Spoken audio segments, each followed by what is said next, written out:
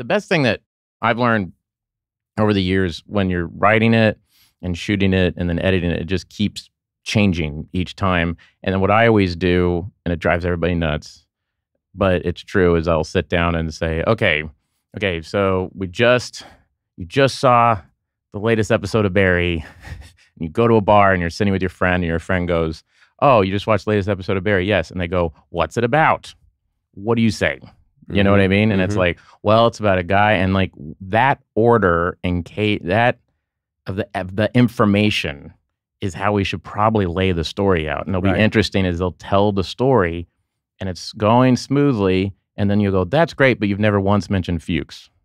So we got to go back and make it so you can't talk about it without mentioning him. Or you'll talk about the whole thing, like, "That's great, but you never once mentioned Barry," which happened season 2. We had a whole episode that I wasn't in. Right. And Alec Berg and I went, "You're not in the show." It's my favorite episode. Yeah, it's my favorite episode. He goes, "You're in 2 scenes." That's the only one I've seen. Oh, yeah. That's the Emmy winner. Yeah. "I thought Henry was Barry." "I'm Barry?" People are always like, "What's it like working with Henry Winkler?" And it really is all about the cake that he brings to set. He just brings bundt cake. I'm like, "Henry, you're losing your mind in this scene, and you're on the verge of," and he's like, "And then after that, can I give the crew the bundt cake?"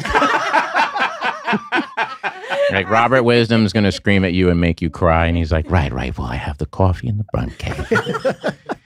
Right over, and he has a story about everything. Right over in this corner, Gene Shalit attacked me. Or whatever it is. He wasn't attacked by He Gene was one of Shalit. the first celebrities I saw when I came out to L.A. with Greg Daniels in 1985. We went to some thing, and one of the first celebrities, not Beef, but one of the first celebrities, and you have to remember, you guys are too young, but Happy Days in the 70s was the biggest thing in the world, and the Fonz was the biggest part of Happy Days. And in my school, in my English class, there was a big poster of the Fonz on the wall. The teacher had put it up just to like try and pacify us. He was such a big thing. So I get to L.A. This'll calm them down. Hey. How do we calm these children down? Maybe Farrah Fawcett? And they're like, "Yes. Here's a picture of Abraham Lincoln." Here's one of the Three Stooges. No! The Fonz. Look at them, sir. But we went to some event, and I couldn't believe it. But everyone was going to their cars, and like this big, almost like a station wagon pulled up. The valets brought up a station wagon, and it was raining really hard. And one of the windows had been left open. And Henry Winkler came out to claim the car, and his wife was getting in the car, and he opened up the back seat, and he took like this big rag and started wiping the water off the back seat. And I thought, what's the Fonz doing? He's some schlub wiping water off the back seat of a station wagon. Yeah. And what happened? He jumped in the car. He quickly went, "Hey!" And then I got him. It is him. No, he's the sweetest guy on the planet. Very sweet. He's a very nice guy, and so he's a guy that you can also, when I would on set be kind of overwhelmed or whatever. He would always be like, "I just want you to know you're doing a wonderful job," and he would walk away. That's and so I was nice. like, "That's sweet." It's interesting that my son and I are such Barry fanatics that we last year decided we need to go back and rewatch them all. We did that before the last season. So we went back and watched all of them again. And what struck me was how there's an arc to the tone of the show that's very organic. It's a compliment. Yeah. But if you watch the first Barry, second Barry, third Barry, it's much lighter. And then and it's almost, when you start down this path, and I was loving it, the tone starts to gradually change, but it's subtle. And now, if you look at where we are now, you can't believe the arc. You can't believe where you started, which to me is a real achievement. Yeah, that kind of was, when you're writing it, you kind of start with this kind of idea that is kind of on the face of it could be a very kind of glib idea. And then when you try to do it realistically, you kind of move on, and then it's finding it, and you go, oh, this is like, this is the tone of the show. And then I think there's just some touchstones. I mean, one in season 1 was when Barry is in the car with his friend Chris, and he has a choice to like kill him or not, and he kills him, and there's no joke after that. And I remember being in the edit and going, Alec Berg directed that episode, and we were going, well, the next scene is like a comedy scene. What do we do well, let's just put it in there and see what happens. And it didn't hurt anything, and it was like, oh, that's interesting. We can do that. So it was a bit like having some sort of machine that you went, well, we're still afloat. We're on a boat and we're trying all these things and we haven't sunk yet. So let's try that. We can go in that direction. But a thing I always thought of as we were moving forward was the movie Rosemary's Baby. If you watch that movie, starts off very purposely like a Doris Day movie. Yep. It starts off, there's nothing, overtly creepy about it. It's like a very nice couple buying a place, an apartment, and at the Dakota, and it kind of moves forward. And then as it's happening, the tone starts to slowly shift, in a way. And so that's always stuck with me in that, to what you're talking about.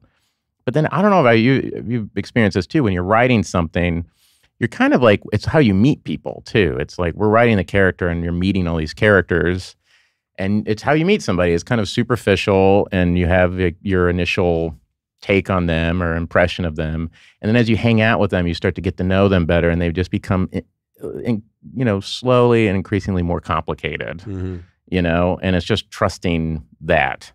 And then also I think the other thing I'll say is when you're dealing with murder, it was very hard for me to be funny about it.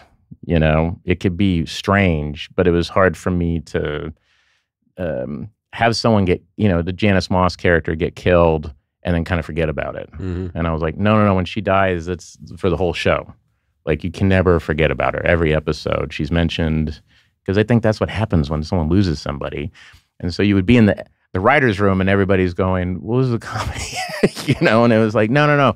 But we got to hold on to that. We have to hold on to that and just trust that it'll work. But also, is it a comedy? Why does it have to be a comedy? Yeah, that was in their room. That's true. Yeah, that's funny you say that because I just did it. But I do, I've been doing a ton of press, so I'm a little tired. But so I was the last piece of press you did.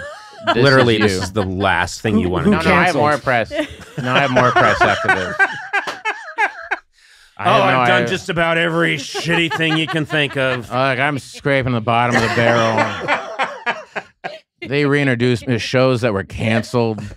I just did Regis. I just went to Bonnie Hunt's house. I just said, Bonnie, let me tell you about Barry. And she said, I don't have a show. And I was like, listen, Katie Couric, she doesn't want to hear all these people. They don't know. They don't know me.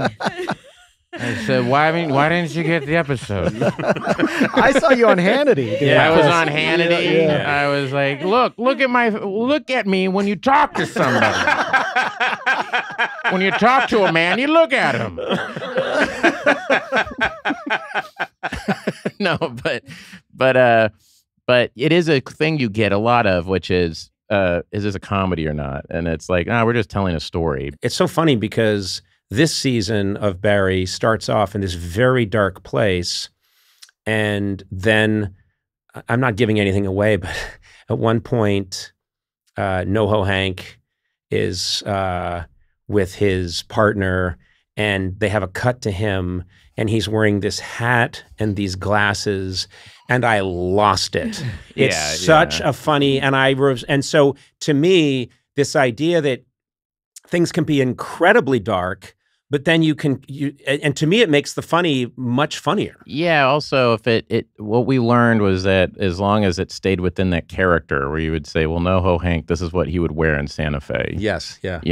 This is what he would want to wear. That's what he's wearing, which we always thought was very funny. So it's always like when it comes out of honesty, it kind of works. And the things that wouldn't work was when I would, hand of God, comedy nerd, try to come in and create something that wasn't coming organically out of a situation or the characters, and that was usually the stuff we would lose.